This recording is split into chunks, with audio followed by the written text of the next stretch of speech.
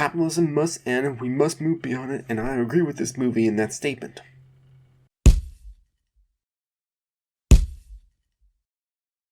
Sorry to Bother You is one of the best satires with biting commentary on the current system of late-stage neoliberal capitalism, as well as many other social issues like race, class, and poverty. Here in our world, the living conditions of the Foxconn iPhone factories is kind of reported on, but mostly ignored by the wide public.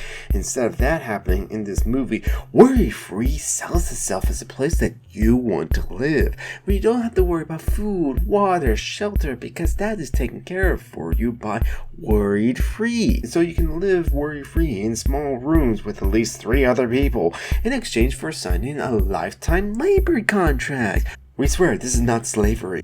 The story of the main character, Cassius Green, in the alternative present-day dystopian Oakland is very sadly a story all too common in the modern-day world that we live in now, especially considering the wealth of this developed nation. Cassius Green, or Cash, is very poor, and the only reason he is not homeless is his uncle, played by Terry Crews, is letting him stay in his garage with his girlfriend Detroit. He gets a job at Review because they hire anyone.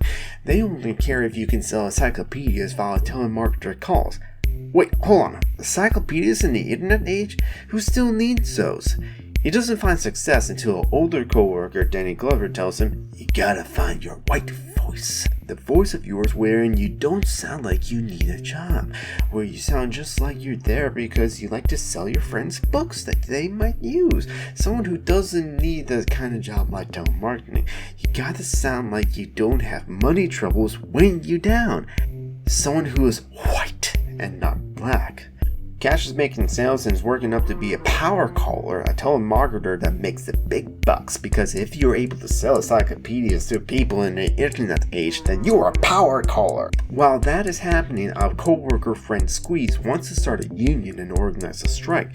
Cassius agrees to help with the phones down demonstration in the strike, but crosses the picket line once he gets promoted to a power caller, because Review doesn't care about the actions of Cash. It is all about his ability to make sales. Besides, the power caller gets to go up into the fancy golden elevator with a multi-digit security code and then into the nice open offices, while his friends are in the basement and have to use the stairs. And the movie goes from there. While some of the elements of the plot and the story are a little predictable if you've seen any of the trailers or any movies, like how Cash with the power and money gets to him and he starts to lose connections he once had and questions himself silently and internally, but tries to forget those questions as opposed to expressing them outright explicitly as he did earlier. But there is one surprise in the third act that came out of nowhere and just shocked me, and I think it's an ingenious creation. One of those moments that makes the movie wholly original, and no one should be spoiled at that moment. I just love how unabashedly and unapologetically anti-capitalist this movie is. It is an exaggerated version of our world, but yet feels very close to being similar, almost as intended to be a cautionary tale with the comparison of Worry Free to Foxconn.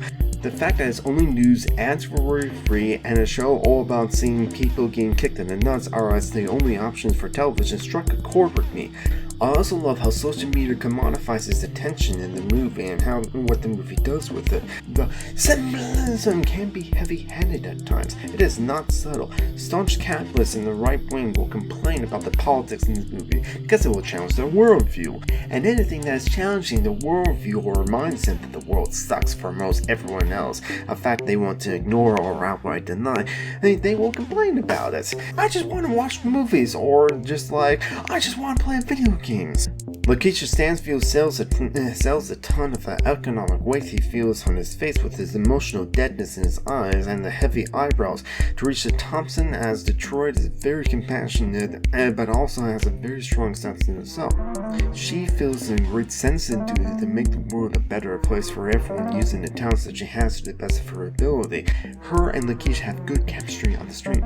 Jeremiah Flowers as Cash's friend Salvatore has a big smile as big as wide as a entire Chuck E. Cheese, but with a frown just as big. Stephen Lewis Squeeze has the charisma to carry his own movie.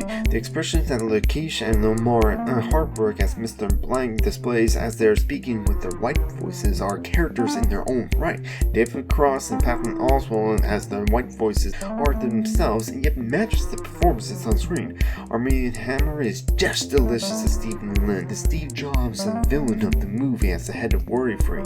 Even the small characters have their own fun moments to shine. A talent that someone like Terry Crews has seemed to master in order to turn any small role he gets into a memorable one. And this movie is a comedy for sure. I was howling at quite a few of the scenes in the movie. The white voice gimmick is a genius. It captures the experience of invading people's homes, and with the "sorry to bother you" has some great moments. Everyone in the cast brings it to some degree or another. How Cash is treated just as an exotic object by Steve, the crowd that he gathers around him, is well done. There's a scene in postmodern art performance that isn't for everyone, but I dig postmodernist art. This was truly a great experience for me seeing this film. This must have been the idea that Luke Bradley cooked in his head for a long time, because this is a statement from him and a hell of a debut. With less than half of 2018 left, I'm putting this movie in my top 7 of the year. Definitely one of the most original. Go see it. And I'm pointing at you, any anarchist, socialist, communist, and anyone who's critical of capitalism.